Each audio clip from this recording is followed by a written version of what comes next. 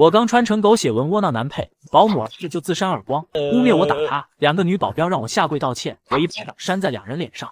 2条狗居然敢对主人龇牙咧嘴，徐管家将这2个不长眼的东西送去非洲。好的，少爷。方圆，你太过分了，不给姜茶下跪道歉就算了，还敢打我们，就是赶紧给我们跪下，不然你别想我们原谅你。方圆听完气笑了，反手又是啪啪2巴掌甩在2人脸上。下跪，你们也配？姜茶见俩姐妹被打，赶紧扑过来挡在她们前面。方圆，你打我就算了，怎么能打2位姐姐呢？都怪我，昨晚崴了脚，不该给姐姐们打电话，不然也不会连累她们。方圆听着这绿茶发言，脑子飞速过原书剧情，瞬间懂了。陪我们小少爷解锁快乐一天，姜茶宝贝要永远开心呀！合着原主是个纯大冤种啊！昨晚生日被你们扔荒郊野外，看演唱会被放鸽子，转头就看见你们陪这小子去迪士尼，真当我是软柿子捏呢！白家2姐妹虽然是原主的保镖，却和原主一起长大，原主一直把她们当成姐姐一样看待，从没将她们当成下人，连一句重话都不曾对她们说过，现在居然动手打了她们。方圆，你居然敢打我们，就因为昨晚我们去照顾小茶。方圆，看来我们以前真是太惯着你了，才让你这么嚣张跋扈，无法无天。见状，姜茶声音带着哭腔：“都是我的错，方圆哥哥，你打我没关系，别迁怒2位姐姐啊，都怪我，不该麻烦姐姐们。”边说边偷偷抬眼瞟方圆，还自动扇自己耳光。都是我的错。白清雪和白宁冰2姐妹心疼坏了，一左一右拉住她，白宁冰更是直接将人抱在怀里。别打了，不是你的错，是他方圆恃宠而骄，嚣张跋扈，你就是太过善良，才会被方圆欺负。白清雪也把姜茶护在身后，一脸恨铁不成钢的看着我。够了，方圆，你别太过分，小茶都这样了，你还想怎么样？快给小茶下跪道歉，不然我们再也不理你了。姜茶假惺惺拉着2姐妹的袖子，还一边哭个不停。姐姐们，别为了我跟方圆哥哥吵架，是我不好，我就是个保姆的儿子，不值得你们这样。2姐妹又是好一番心疼，又愤怒的看着我。方圆，你聋了吗？还不快给我跪下！姜茶给了我个挑衅的眼神，而我终于将原书剧情梳理完毕。书中正是这2个白眼狼联合原主的养姐、未婚妻一起将原主害死。方圆死后，苏若瑶通过妻子的身份继承方家的千亿资产，他将所有的资产无条件赠与团宠姜茶，姜茶成功当上方氏集团总裁，4个女人都被他内入了后宫。我看着依然还在不断犬叫的2姐妹，我勾起一抹冷笑。白宁冰、白清雪，你们吃我方家的，穿我方家的，在我方家当保镖，结果胳膊肘往外拐，逼我给保姆儿子下跪，你们算什么东西？吃里扒外的白眼狼！徐管家，这种吃里扒外、主仆不分的狗奴才，放古代该是什么下场？徐管家是家里的老人了，他一直对原主窝囊废的行径恨铁不成钢。此时听见我的问话，眼睛瞬间亮得跟灯泡一样。少爷，这种玩意儿搁古代，指定的乱棍打死。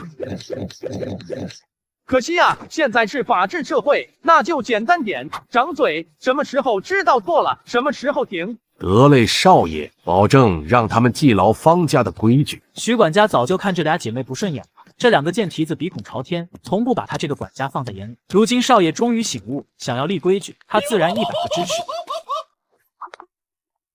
你们要干什么？放开我！方圆，你疯了！你真敢动我们！徐管家上前，一人一个响亮的耳光甩在2姐妹脸上。放肆！我们少爷的名字也是你能直呼的，没规矩的东西！小少爷心善对你们好，你们倒好，连谁是主子都忘了。给我打！打到他们记住方家的规矩为止。啪啪啪的巴掌声在大厅里响个不停，保镖下手毫不含糊，白家姐妹的脸瞬间肿了起来。她们何曾受过这种屈辱？方圆，你敢这么对我们，就不怕我们再也不理你啊？方圆，你混蛋，快住手啊，不然你姐要你好看。呵呵，方芷晴嘛，不过是个养女罢了。疼痛让2人渐渐清醒，看向我的目光也从最初的震惊、愤怒，逐渐变成了恐惧。阿元，别打了，我们不让你下跪道歉还不行吗？一旁的姜茶彻底傻眼了，这剧情不对啊！以前方圆不都该慌着道歉吗？甚至给出丰厚的物质补偿，可现在……姜茶反应极快，立马扑到我脚边，抱着我的大腿，声泪俱下。方圆哥哥，别打了，都是我的错，求你放过清雪姐和宁冰姐吧。保姆江妈也扑通跪地上，哭着求情。小少爷，别打了，不然大小姐回来绝不会放过你的。我低头，突然瞥见保姆手腕上的钻石手链，这个手链价值过亿，是原主妈妈生前最爱的一款首饰，现在却戴在了一个保姆的手上，看来是把自己当成这屋子主人了，有意思。江妈，你手上这手链好像是我妈的遗物吧？没记错的话，这是当年我爸在拍卖行点天灯拍下的，价值1个亿，消费记录、鉴定书都能查到。你倒是挺有眼光。什么敢偷主子的东西？周围看热闹的佣人瞬间炸开锅。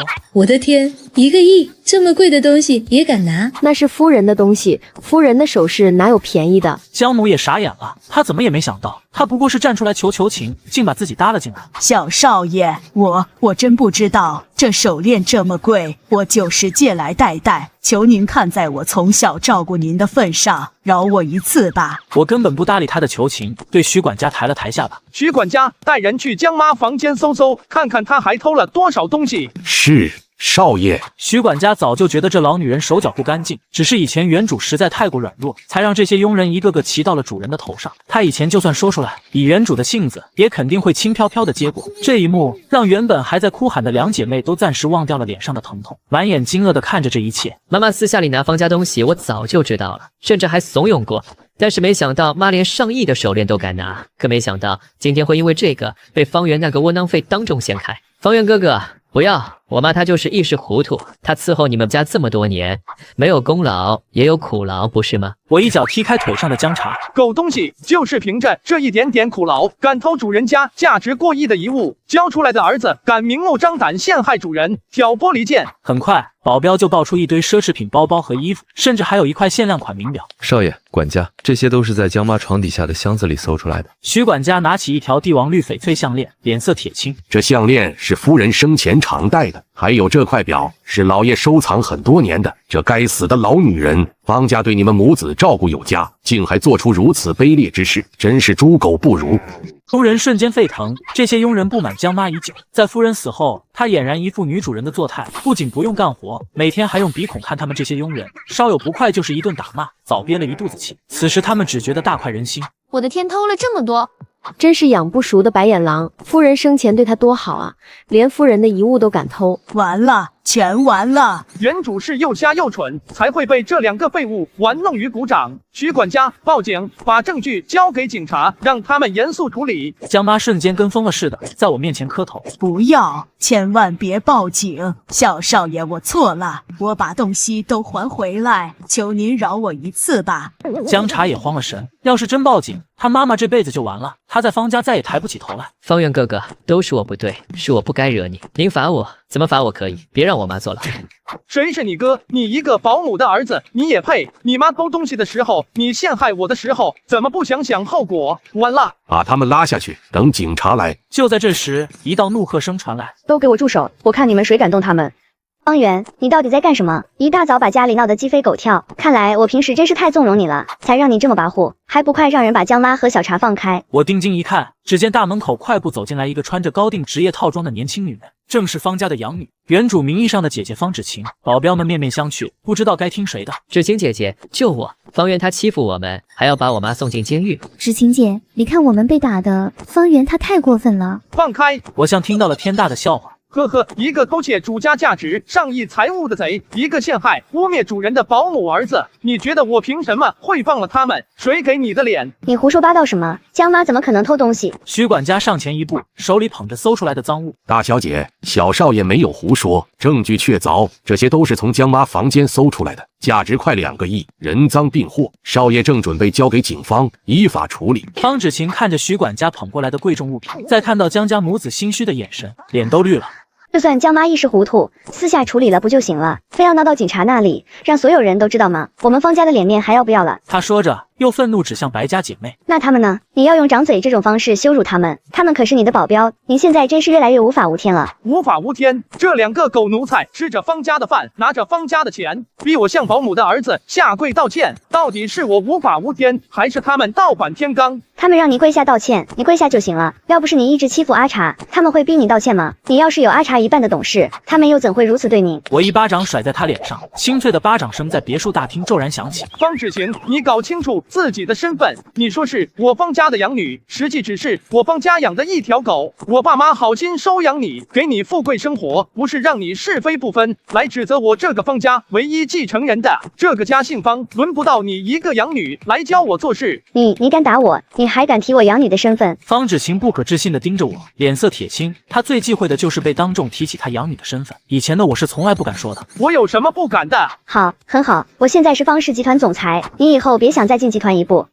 我拿出手机，点开股权转让协议和遗嘱电子版，凑到他面前。方芷晴，睁大你的狗眼看看，我是方氏集团唯一继承人，也是最大股东。撤掉你这个总裁，就是我一句话的事。不让我进集团，是你疯了，还是我疯了？我转头对徐管家下令：徐管家，立刻联系各大股东，解除方芷晴在集团的一切职务。发公告，从今天起，方氏集团总裁由我亲自担任。是。少爷，我这就去办。徐管家激动得差点掉眼泪，他心里狂喜，终于等到这一天了。大小姐在集团安插亲信，排挤老人，早就天怒人怨了。方芷晴彻底懵了，她看着我拿出具有法律效应的遗嘱和股权证明材料，听着徐管家斩钉截铁的执行命令，失声尖叫：不，你不能这么做！他再也维持不住以往那副傲慢的模样，脸上全是惊慌失措。集团正转型呢，好几个大项目都是我跟的，你撤了我，集团出问题怎么办？你对得起爸妈吗？我冷漠地看着他，充满了嘲讽。他还想着用集团的利益来绑架我。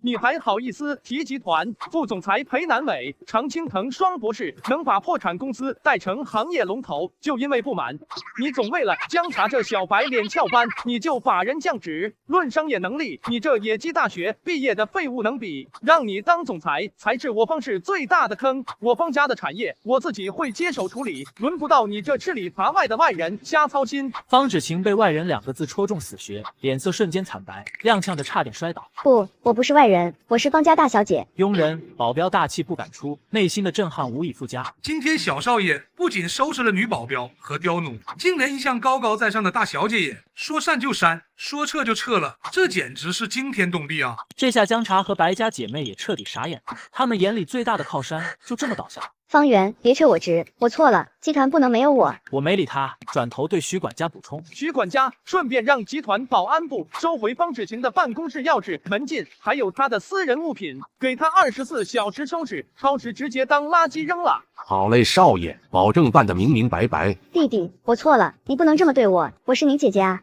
我抬手轻轻拍了拍他的脸，阴阳怪气：姐姐，当初江茶污蔑我推他下楼，我让你看监控，你说没必要，还把我关地下室3天3夜，是你干的吧？就因为江茶想吃狗肉，你二话不说把我养了3年半的金毛炖了，是你下的令吧？刚才还说他们让你跪，你跪就是了，现在知道你是姐姐了，脸呢？我小袁，你不能这样对我。来人！把大小姐关进地下室，没我同意水都不许放出来。24小时后，我不想在方家任何产业里再看到她。是，少爷。你不能这样，我是方家大小姐。就在这时，大门发出一声巨响。阿元，你又胡闹什么？芷晴是你姐姐，你怎么能这么对她？来人正是原主的未婚妻苏若瑶。呵呵，为了一个江茶，今天倒是全到齐了，也好，省得我一个个找了。若瑶姐姐，方圆哥哥要把我妈送进监狱，还要关芷晴姐，你快劝劝她。苏若瑶走到我面前，摆出未婚妻架子。阿元，你不就是嫉妒我们对小茶好吗？至于闹这么大，赶紧放了芷晴姐，给江妈和小茶下跪道歉，这事就算了。他见我沉着脸不说话，语气又柔和了起来。好啦，别耍小脾气了，你大度点，我才会喜欢你呀！我直接甩了苏若瑶一耳光。我大度你妈，还喜欢你，你也配？苏若瑶捂着红肿的脸，眼里全是不可置信。她大概从来没想过，我这个曾经对她百依百顺、有求必应的未婚夫，会当众扇她耳光吧？这还是那个把苏若瑶当圣旨的窝囊少爷吗？现在居然扇她耳光！你居然敢打我，方圆！今天你不跪下给我磕头认错，我绝不会原谅你。我又啪一个耳光甩过去。我原谅你妈，苏若瑶，你忘了5年前是谁救的你？你和你妈出车祸，车都烧起来了，是谁拼了命把你从驾驶室拽出来的？苏若瑶脑海中终于回想起那天的场景。要不是我，她早就死了。她一个私生女，如果不是因为原主的追求，她怎么可能被苏家认可，成了苏家这一代的继承人？这5年来，原主对她死心塌地，她却整天围着一个保姆的儿子打转。那是你应该做的。应该做的。我妈临死前把方家传家玉镯给你，第二天就戴在了姜茶手上。我想拿回来，却被姜茶故意摔碎。你还劝我大度点，你算什么东西？我对着他又是一巴掌。苏若瑶，你不过是私生女，没有我凭什么能成为苏家的继承人？5年前苏氏企业濒临倒闭，是谁救活的？你心里没数吗？你要是乖乖当一条好狗，我还能给你点甜头。但是你竟然要我大度，要我给你磕头认错。徐管家让秘书立刻发官网公告，我方圆单方面取消和苏若瑶的婚约，终止方氏和苏氏所有合作，现在就办。徐管家闻言又差点感动的落泪。少爷终于醒悟了，终于不是原来那条舔狗了。是，少爷。不，婚约是2家定的，你不能单方面取消，还有合作。跟你这忘恩负义的私生女讲约定，我方家丢不起这个人。苏氏这些年靠吸我方家的血才活下来，现在我不想为了，懂？一旦全面终止2家合作并撤资，苏家离破产就不远了。他作为搞砸这一切的始作俑者，下场可想而知。苏家绝不会放过苏若瑶。阿元，我错了，我再也不敢了，求你再给我一次机会，我以后都听你的。现在知道错了，完了！纵容姜茶摔碎我妈遗物的时候，机会就没了。你联合他们把我当傻子玩的时候，我们之间就只剩清算。我错了，求求你别放弃我，你就当我是一条狗，我再也不像以前那样了。他又过来抓我的裤脚，被我一脚踢开。我的眼里没有丝毫怜悯。苏若瑶，还有件事忘了告诉你，当年撞死你妈的人就是你心尖上的姜茶。方芷晴当时就坐在副驾驶，车也是他帮忙处理掉的。不信你问他们。姜茶和方芷晴脸色瞬间惨白，魂都快没了。不是我们，你血口喷人。母亲是苏若瑶生命中最重要的人，她不可置信。你说什么？撞死我妈的是他们？被压着的方芷晴脸色惨白，尖叫起来。若瑶，你别信他，他就是挑拨离间。当年明明所有痕迹。姜茶一听芷晴差点露馅，急忙出声打断。没有，不是我，若瑶姐姐是方圆陷害我，你要信我啊。是真的。他们激烈的反应，傻子都能看出来，他们有问题。若瑶，你别信他，他就是挑拨离间，他疯了。若瑶姐姐，你冷静一点。理智？你们让我理智？我妈把我养大，你们撞死她，还把我当傻子耍了这么多年，你要我拿什么理智？姜茶，我居然把你这个杀人凶手当宝贝，为了你一次次伤害救我命的人，最后落得这步田地，我真是瞎了眼。苏若瑶又猛地转头瞪方芷晴。还有你，方芷晴，我把你当亲姐姐，你居然帮凶手隐瞒，你们这群畜生，连猪狗都不如。强烈的愤怒和背叛感让苏若瑶彻底失控，她一把抓起桌上的水果刀，眼神血红，疯了似的朝姜茶扑过去。你这个该死的骗子，骗了我这么多年，还我妈妈的命来！他对着姜茶的胸膛连捅了10几刀，这一刻，什么爱情，什么团宠，都成了最讽刺的笑话。这一幕发生的太快，保镖们根本来不及反应。等冲上去制止时，姜茶胸前已经血肉模糊，倒在地上没了动静。死人了！姜妈扑到姜茶尸体上哭：“我的儿啊，你醒醒，快报警，叫救护车啊！”白家姐妹和方芷晴看着血泊中的姜茶，眼神呆滞，整个人都懵了。姜茶竟然没了！团宠男主死在自己最忠实的信徒手里，这剧情够讽刺，不过是他罪有应得。警察很快赶到，方圆示意徐管家递上监控。警官，这是所有事发经过的监控，还有姜妈盗窃、方芷晴转移资产的证据。苏若瑶、方芷晴、姜妈被警察带走。苏若瑶杀人，姜妈盗窃近2亿，方芷晴包庇杀人犯家转移资产，这辈子基本要在牢里过了。白家姐妹跪在我面前，拼命的磕头。少爷，我们知道错了，求您再给一次机会，我们以后一定忠心耿耿。机会？当初你们逼我下跪的时候，怎么没想过机会？徐管家，咱们非洲矿业公司不是全是男矿工吗？咱可不能搞性别歧视。这俩还在合同期，送过去，让他们保护矿工安全，正好发挥他们保镖的作用。是，少爷，这安排太合适了。白家姐妹不管怎么挣扎，还是被保镖拖走，等待他们的是非洲的苦日子。这下终于清静了。突然，一道机械音在脑海里响起。恭喜宿主成功锤死团宠男主，完成主线任务，可自主选择返回原世界的时间，并带走当前世界所有财富。我靠，任务都完成了，你才出来，早干嘛去了？给我立刻消失，别耽误我收拾东西回家。